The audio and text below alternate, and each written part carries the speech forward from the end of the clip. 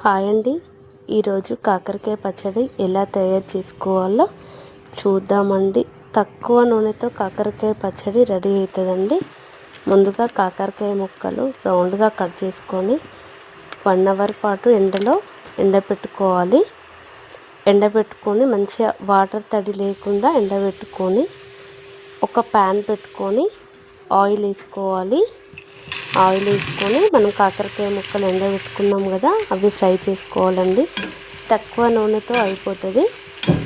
Fry చేసుకున్న తర్వాత ఒక బౌల్లో వేసుకోవాలండి. మంచిగా గోల్డెన్ కలర్లో వచ్చేలాగా వేయించుకోవాలి. వేయించుకొని మనము ఒక బౌల్లో వేసుకోవాలండి.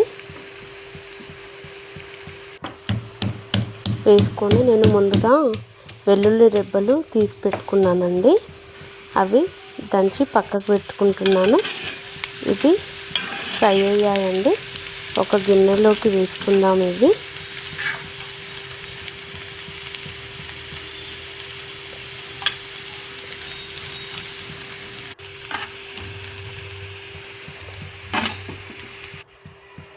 వేసుకొని కొంచెం ఆయిల్ వేసుకోవాలండి.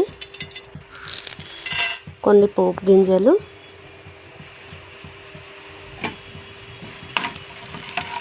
కొంచెం ఫ్రై కావాలండి.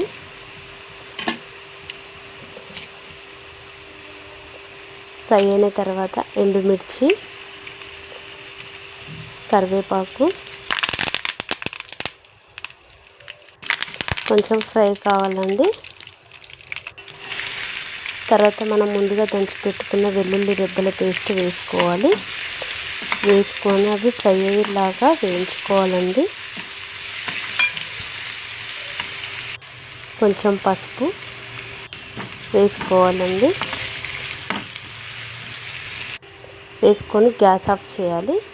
చేసి మనం ముందుగా గిన్నెలో ఫ్రై చేసుకున్న ముక్కలలో కొంచెం కారం, తగినంత సాల్ట్, కొంచెం మెంతిపిండి వేసుకొని కలుపుకోవాలండి.